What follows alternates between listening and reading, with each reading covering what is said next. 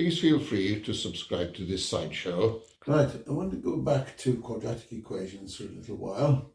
We'll say its roots are alpha and beta, in which case you can write out this equation here, x minus alpha times x minus beta is 0, and when you expand it you get this. Now if the given equation is x squared plus bx plus q is 0, then what that means is that alpha plus beta is equal, or p is equal to minus alpha plus beta, which means alpha plus beta is minus b, and alpha beta is equal to q. Right? So using that, I'm just going to do some typical middle level exam questions. Start off with some easy ones first, making them a little bit harder as we go along. I've just given 4 examples there, but in future I shall do a lot more and try and make them a little bit more challenging. Okay, so anyway, let's suppose we're given that equation there. X squared minus 9x plus 7 is 0.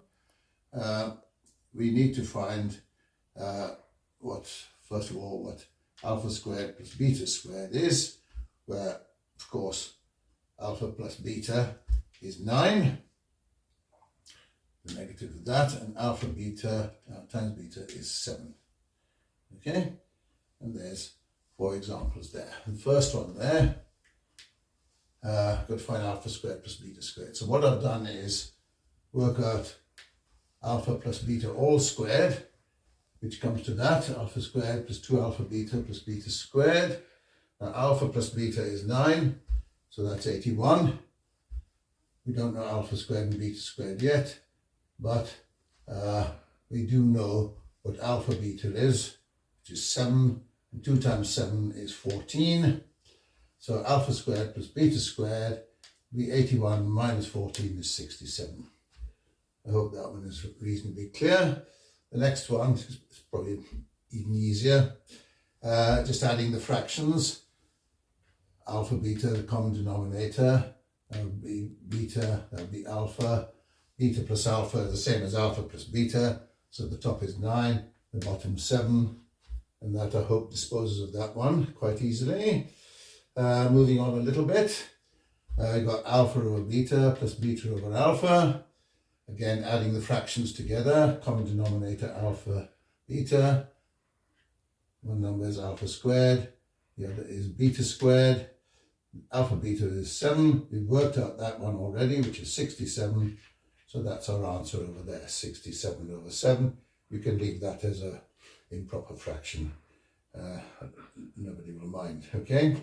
For the last bit, there are more than one ways of doing it. I've done a way which I think is fairly easy. And what I've done is substituted in alpha beta into the roots of the equation here. So you've got alpha squared plus, I've multiplied the roots by x.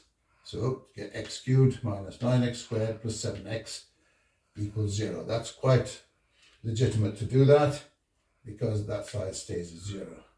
Okay, so then substituting in our 2 roots, got alpha cubed minus 9 alpha squared plus 7 alpha is 0, and the same here for the beta. Then adding them up, you get alpha plus beta cubed is equal to minus 9 times alpha squared plus beta squared, which we know is 67, plus 7 times alpha plus beta. Alpha plus beta is 9, so that's 7 times 9. So you've got alpha cubed plus beta cubed is taking that to that side, that's 603, and taking that to that side is minus 63. The answer is 540. Please feel free to subscribe to this sideshow.